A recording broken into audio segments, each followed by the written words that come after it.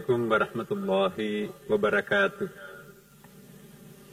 Alhamdulillahilladzi 'allama bil qalam, 'allama al-insana ma lam ya'lam. Asyhadu an la ilaha illallah wa asyhadu anna Muhammadan 'abduhu wa rasuluh. Al-mab'utsu ila an-nasi kaffatan basyiran wa nadhiran wa da'iyan ila Allah bi'idzni wa sirajan munira. اللهم صل وسلم على سيدنا حبيبنا وشفيعنا ومولانا واتباعنا وقرة أعيننا محمد صلى الله عليه وسلم. Ma ba'd. Yang sama-sama kita hormati Ibu Gubernur Provinsi Jawa Timur, Ibu Khofifah Indar Parawansa, yang sama-sama kita muliakan, kita hormati para alim ulama, para habaib, para kiai, yang insya Allah semoga doa-doanya makbul, terutama pada bulan suci Ramadan ini.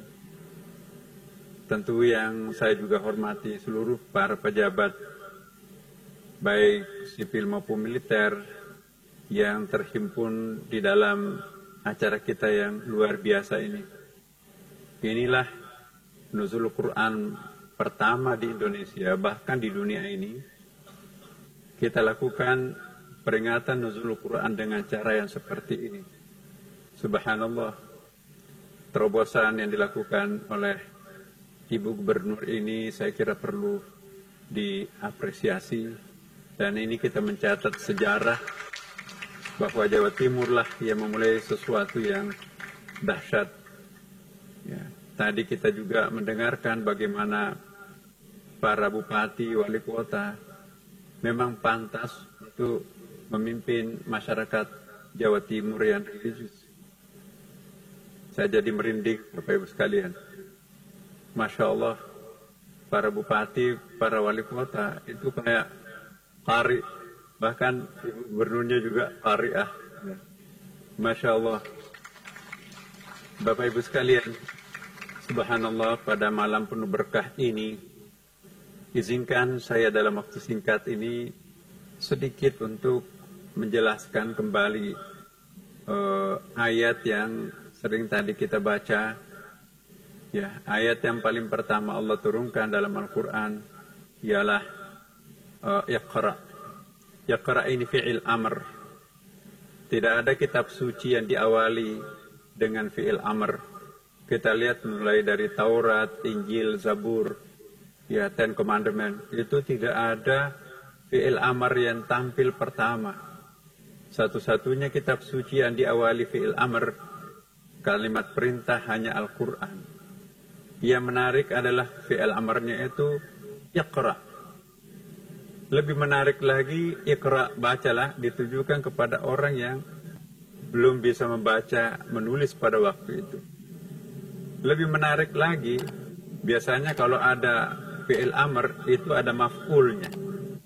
Ya, ini gak ada maf'ulnya. Sampai Nabi mengatakan, ma'ana biqari, kalaupun ada. Bayangkan Bapak Ibu sekalian, perintah yang paling pertama Allah turunkan kepada seorang Nabi di tengah malam buta, di dalam gua Hira, di leher gunung. Ya, Iqra. Sekalipun ada buku yang mau dibaca, tapi kegelapan malam seperti itu gak bisa membaca. Sudah itu buta huruf. Sudah itu, ya, tengah malam seperti itu. Iqra. Apa jawaban Rasulullah? Ma'ana biqari. 3 kali Rasulullah SAW, ya, diperintahkan Iqra. Ma'ana biqari. Iqra ma'ana biqari. Iqra bismi rabbik. Masih ada Iqra yang terakhir. Iqra wa rabbukal akram alladzi 'allama bil qalam. Izinkan saya menjelaskan sedikit sesuai dengan keterbatasan kemampuan saya. Apa yang dimaksud Iqra pertama, Iqra kedua, Iqra ketiga, dan Iqra keempat. Tidak mungkin sekali berjibril mengucapkan satu perkataan, memerintahkan satu kata yang redundant. Redundant itu apa? Mubazir kata-kata. Satu titik saja, apalagi satu titik di bawah ba itu dalam ulama tafsir, itu berhalaman-halaman penjelasannya. Ini fi'il amr. Karena itu Ada 3 kali. Pertama itu Iqra, Iqra, baru Iqra bismi rabbi. Apa arti Iqra pertama? Iqra pertama itu adalah mengajak kita untuk melakukan kesadaran sensorial. Ya, Iqra kedua itu adalah kesadaran intelektual. Tafakkur, how to learn, how to think. Iqra yang ketiga adalah kesadaran emosional. Itu tadzakur, how to understand, how to meditate. Dan Iqra yang keempat, ini yang puncak ini, kesadaran spiritual. How to disappear, ini mukasyafah kalau kita dalam bahasa tingginya itu. Bapak Ibu sekalian, kalau boleh saya sedikit memberikan ilustrasi, apa Iqra pertama? Iqra pertama itu, misalnya kita sebuah, ya motret ini. Kita memotret di pantai ada pohon nyur, pohon kelapa, nyur melambai yang paling disukai turis-turis, terutama di Eropa, karena di sana Amerika, Eropa kan nggak ada pohon kelapanya. Waduh, tinggi sekali batangnya, pokoknya sangat menarik lah. Nah, itu Iqra pertama. Baru kita sampai kepada takjub bagaimana indahnya nyur itu, pohon kelapa itu.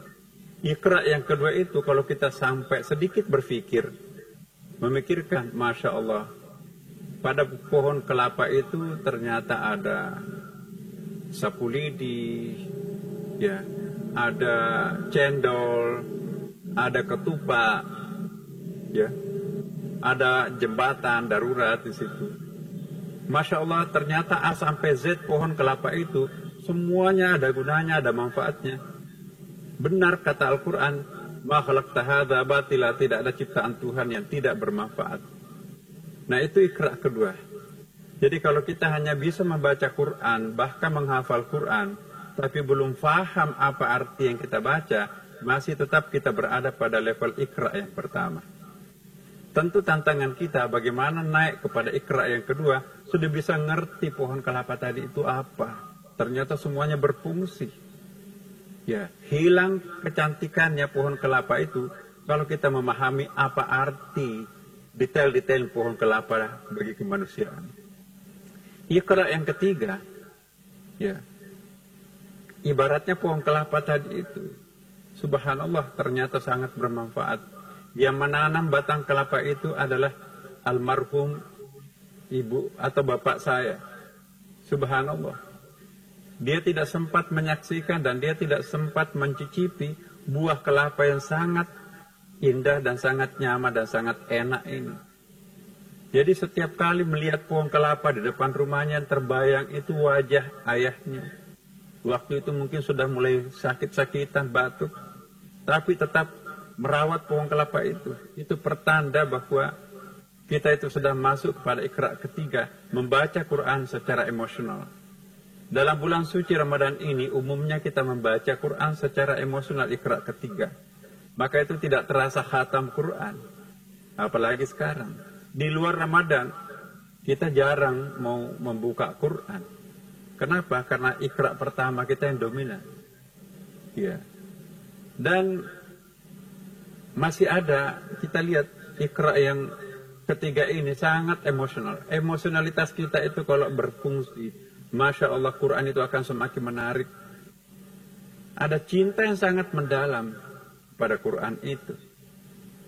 Nah, jadi kalau kita sudah sampai ke tingkat Iqra yang ketiga, bukan kita yang membaca Quran, Al-Quran pun juga sudah punya kemampuan kita rasakan membaca diri kita. Ya. Al-Quran dan manusia itu saling membaca satu sama lain sebetulnya. Itu Quran bukan Quran biasa. Ya. Kalau emosi sudah membaca, maka semuanya akan larut. Saya ingin berikan satu ilustrasi. Di sebelah kanan saya ada foto. Tua, ompong, keriput, pakai apa namanya itu ya, kacamata, kemudian juga sudah ubanan. Ya. Tapi di sebelah kiri itu mungkin ada gambar seorang pemudi gitu, atau seorang yang muda yang menggairahkan. Tapi kenapa mata kita terpana kepada sebuah wajah? Kenapa bukan di situ? Kata yang bersangkutan, ketika semua orang mengatakan no, Satu-satunya orang mengatakan, yes, hanya wajah orang tua ini. Ini adalah ibunda saya, almarhumah. Ketika cinta yang membaca sebuah potret, bandingkan potret orang tua kita yang sudah tua, ubanan, ompong, gak ada artinya gambar-gambar artis sebelah kiri. Kenapa? Social saving yang tertancap dalam batin kita, jasa seorang ibu kita luar biasa. Sama juga dengan membaca Quran. Kalau kita baca Quran dengan kualitas Iqra yang ketiga, maka apapun gangguan dari manapun juga kita akan jatuh cinta terhadap Al-Quran. Inilah Al-Quran. Masih ada Iqra yang terakhir, Iqra yang keempat. Ya. Siapa sebetulnya yang tampil dalam bentuk pohon kelapa ini? Ya. Teringatlah sebuah ayat, fa'aina ma tuwallu, ya, walillahil masyriq wal maghrib. Ya. Fa'aina ma tuwallu fatamma wajhullah. Kemanapun kalian menghadapkan mukanya, engkau akan menjumpai wajah Tuhanmu. Ketika dia menatap pohon kelapa, dia teringat ayat ini, kemanapun engkau menghadapkan mukamu, engkau akan menjumpai wajah Tuhanmu. Siapa yang engkau sebetulnya tampil dalam bentuk pohon kelapa, itu lebih dahsyat lagi. Kesadaran spiritualnya yang tampil. Bisa menangis, ya Allah. Nah, inilah Iqra keempat. Barangkali yang terbaik untuk kita ke depan, tidak hanya kita berhenti pada Iqra yang pertama, bisa membaca, bisa melagu, bisa menghafal, tapi bisa kita memahami apa artinya, bisa secara emosional kita bisa berkomunikasi dengan Quran, dan yang paling puncak artinya, menyadarkan kita secara spiritual bahwa siapa sih sebetulnya alam semesta ini. Alam ini adalah seakar kata dengan alamat. Alamat itu siapa? Alam ini berarti tanda. Dan inilah yang kita harus pahami tanda itu. Iqra bismi rabbik, bacalah. 3 kali Rasulullah diperintahkan, tambah 1 kali yang keempat itu kan. Ma'ana biqari. Di dalam gua Hira seperti itu. Nah, inilah makna apa yang dimaksud dengan Iqra pertama. Nggak ada yang bisa dibaca. Jadi yang dimaksudkan untuk bacalah di sini ini bukan membaca Quran. Quran belum turun kok pada waktu itu. Sering kita pahami, Iqra, bacalah Al-Quran. Bukan perintah Iqra di situ, bukan membaca Al-Quran. Dalam pengertian Quran kecil yang sering kita bawa. Tapi Al-Quran mana yang harus dibaca? Quran itu dari akar kata qara'ah. Qara'ah artinya menghimpun. Dan juga bisa berarti membaca. Ya. Pohon itu Quran. Menghimpun akar, batang, ranting, daun, dan buah. Masjid itu Quran karena menghimpun batu merah, besi, ya, kemudian semen, atap, ya. Manusia itu juga Quran karena menghimpun keseluruhan alam semesta ini, mikrokosmos. Jadi semua yang bersifat himpunan, bahasa Arabnya adalah Quran. Kenapa disebut Quran? Karena menghimpun huruf hijaiyah menjadi kata, menghimpun kosakata menjadi 1 ayat, menghimpun beberapa ayat menjadi 1 surah, menghimpun 114 surah menjadi 1 Al-Quran. Quran itu adalah himpunan. Dengan demikian, apapun yang sifatnya himpunan, itu adalah Al-Quran menurut bahasa. Nah, ketika malaikat Jibril memerintahkan Nabi untuk membaca Iqra, bacalah. Nah, kita teringat, sanurihim ayatina fil afaqi, kami bentangkan ayat-ayat kami ke alam semesta ini. Jadi alam semesta ini juga adalah Quran dalam arti sesuatu himpunan.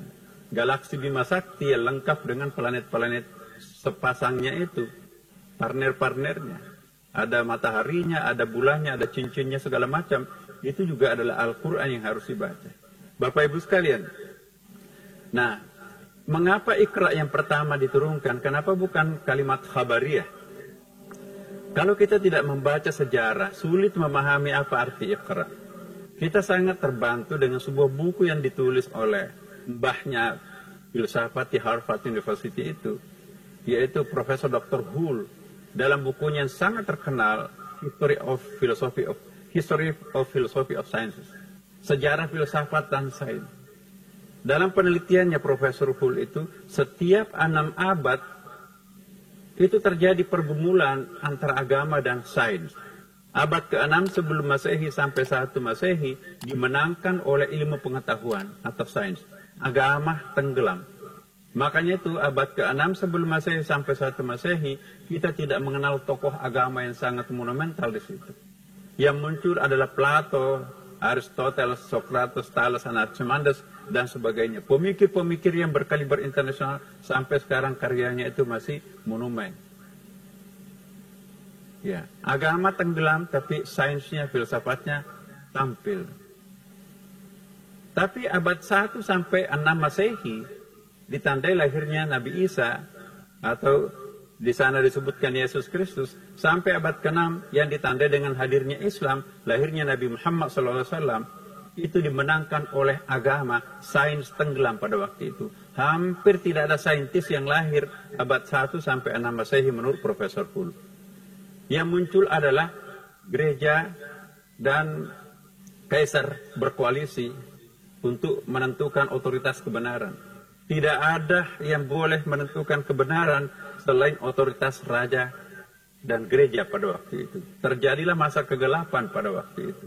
Jangan coba-coba ada yang menemukan suatu kebenaran. Kalau itu bertentangan dengan otoritas tadi itu, maka itu akan berarti malapetaka yang bersangkutan. Jadi 6 abad terjadi abad kegelapan. Itulah sebabnya abad ke-6 sampai ke-13 menurut Profesor Poole tidak pernah bersanding agama dan sains kecuali abad ke-6 sampai abad ke-13. Ditandai lahirnya Nabi Muhammad SAW, lahirnya Iqra itu tadi.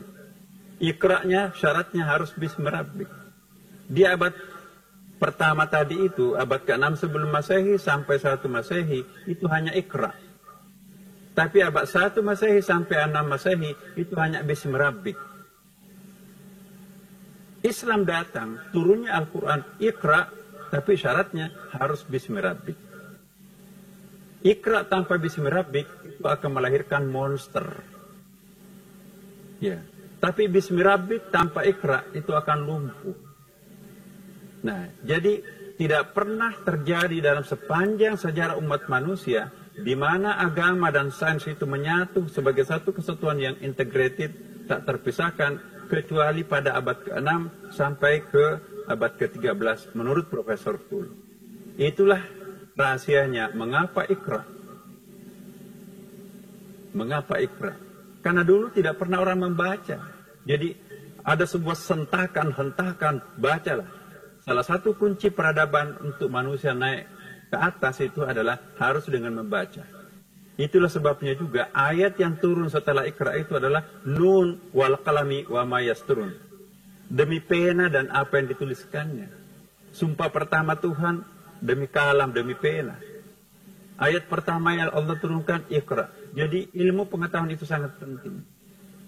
Kalau kita berbicara agama, tidak boleh meninggalkan sains dan pengetahuan. Tapi sebaliknya kalau kita bicara tentang sains, filsafat dan pengetahuan tidak boleh melepaskan agama. Nah, dalam posisi kita sedang berada pada cobaan musibah COVID-19 ini, kita tidak bisa hanya emosi keagamaan yang digunakan untuk menyikapi musibah ini. Wah, ini masjid kok masa kita dilarang pergi? Lebih bagus kita berdoa di masjid. Ya. Islam dalam hal ini Nabi Muhammad SAW mengajari kita beragama itu paralel antara sains dan doktrin itu. Doktrin keagamaan itu penting, tetapi juga rasio itu sangat penting. Nah, disinilah berlaku kaedah-kaedah yang sangat penting untuk kita ikuti. Ya, sunat hukumnya pergi ke masjid, sunat hukumnya salat tarawih. Ya, tetapi wajib hukumnya untuk memelihara kesehatan diri dan keluarga. Agama yang benar ialah mengedepankan yang wajib baru sunat. Jangan dibalik, sunatnya lebih dominan daripada wajibnya. Itu tidak cerdas dalam beragama. Iqra bismi rabbik ialah pakai pendekatan rasio di situ. Tidak boleh hanya rasio melulu atau nekat emosi agama melulu. Dua-duanya harus paralel. Karena itu Rasulullah juga pernah mengingatkan kita. Ada satu cerita. Ya Rasulullah, saya sudah lama tidak pernah makan siang. Kenapa? Saya puasa daim. Hei, ya fulan, saya nabi, saya rasul, tapi saya tidak pernah puasa daim. Kalau mau puasa Senin Kamis atau puasa Daud. Datang sahabat, ya Rasulullah, saya tidak pernah lagi tidur malam. Kenapa? Saya puasa terus, saya sholat terus menerus. Ya fulan, saya nabi, saya rasul, tapi saya tidak pernah melakukan hal itu. Beri haknya juga mata ini untuk istirahat. Ya. Jadi beragama itu bukan melakukan sesuatu ungkapan emosional. Beribadah dan itu disebut al-ghulu, lampaui batas dalam beribadah. 2 kali Al-Quran memperingatkan kita untuk tidak melakukan apa yang disebut dengan ghulu. Ya, ada takaran, ada ukurannya. Kita tidak bisa modal nekat ke puncak. Nanti kita akan berhadapan dengan sejarah Nabi. Kok Nabi kenapa meninggalkannya di Mekah, cari selamat dengan Abu Bakar ke Madinah? Mundur selangkah untuk meraih kemenangan, itu cara Nabi. Tapi mati nekat, itu tidak cara Nabi. Jadi, Bapak Ibu semuanya yang dimuliakan Allah Subhanahu wa Ta'ala, dalam menyikapi virus corona seperti ini, subhanallah, kita juga bersyukur ya. Sepertinya virus ini juga mempertemukan, mempersatukan kita semuanya. Hampir sudah tidak ada lagi firqah sekarang ini. Tokoh-tokoh agama, baik yang dulu pernah kita klaim sebagai garis keras, maupun liberal, terutama yang moderat, itu sekarang ini menyatu. Tampil dalam saf yang sama, berbicara dengan topik yang sama. Mari kita berhadapan dan menghadapi virus corona ini. Mengajak umatnya masing-masing untuk menghindari musibah. Karena ada mafasid muqaddamun ala jalbil malih. Dari bahaya lebih utama daripada mengejar manfaat. Wala tulqu biadikum ila tahluka. Jangan menceburkan diri kalian ke dalam kebinasaan. Jadi para pemirsa, Bapak Ibu sekalian, apa yang disampaikan oleh Ibu Gubernur berkali-kali dan juga ulama Jawa Timur yang sering kita lihat pada umumnya, mengajak kita semuanya untuk mari kita memindahkan tempat sholat kita, bukan lagi sholat tarwih di masjid, tapi kita memindahkan ke rumah. Al-ardu masjidun, kata Rasulullah. Semua permukaan bumi ini adalah masjid, kata Rasulullah. Jadi masjidnya para petani, pematang sawahnya, masjidnya para nelayan adalah perahunya, masjidnya tukang kebun adalah bawah pohonnya. Jadi masjid itu boleh dalam pengertian al-masjid, boleh juga tempat sujud, itu adalah masjid. Para hadirin yang saya muliakan, saya ingin menyimpulkan sehubungan dengan apa yang saya sampaikan tadi. Iqra, mari kita naik kelas. Kalau selama ini hanya kita Iqra 1 dan 2, mari kita langganan. Kalau bisa setiap kali kita menghadapi Al-Quran, kita masuk dengan emosi kita, cinta kita terhadap Quran. Lebih-lebih lagi kalau memang itu sesekali nanti kita bisa fokus, sangat fokus, masuk kepada apa yang disebut dengan Iqra yang keempat. Iqra wa rabbukal akram. Inilah yang sangat penting. Insya Allah mungkin pada kesempatan lain kita tuntaskan, karena waktu kita sangat terikat, terbatas ya. Belum saya jelaskan apa kiatnya, bagaimana caranya supaya kiatnya itu lebih betah pada Iqra yang ketiga dan keempat. Sekali lagi saya ingatkan bahwa dengan membaca Quran atau dengan hanya membaca artinya tapi belum menangkap spiritnya Quran itu, berarti masih ada Iqra yang belum kita capai. Quran itu seperti bawang. Kadang-kadang kita menganggap ini isinya, ternyata masih kulit. Di dalam kulit masih ada kulit. Di dalam kulit masih ada kulit. Di dalam kulit masih ada kulit. Di atas langit masih ada langit. Di atas langit itu masih ada langit. Jangan pernah berhenti mendalami, mengkaji Quran. Semakin kita baca, semakin muncul rahasianya Al-Quran. Dan Quran itu adalah kitab akhir zaman. Tidak heran kalau Quran sekarang ini adalah kitab suci yang paling sering keluar masuk di laboratorium sebagai postulat akademik ilmiah. Mohon maaf kalau saya sampaikan seperti ini. Ini di Amerika baru-baru ini di statement bahwa tidak ada kitab suci yang paling sering keluar masuk di laboratorium kecuali Quran. Sekarang sedang dikaji oleh para ahli. Ya, pandemi apa dalam Quran? Ditemukanlah ada 3 macam pandemi dalam Quran. Nabi Saleh ketika berhadapan dengan Thamud, kemudian pandeminya Talut dengan Jalut, dan pandeminya Abraha. Ya, Inilah 3 pandemi yang diperkenalkan dalam Quran, sekaligus penularan pertama virus binatang kepada manusia, itu sudah disyaratkan dalam Al-Quran. Dan kepada para saintis, para ilmuwan, mari kita mengkaji Quran. Insya Allah Quran itu akan menjanjikan banyak hal. Semakin kita kaji, maka semakin manfaat kemanusiaannya akan kita temukan. Semoga ada manfaatnya Bapak Ibu sekalian. Allahul muwaffiq ila aqwamit thariq. Wassalamualaikum warahmatullahi wabarakatuh. اللهم ارحمنا بالقرآن واجعله لنا إماما ونورا وهدى ورحمة. الله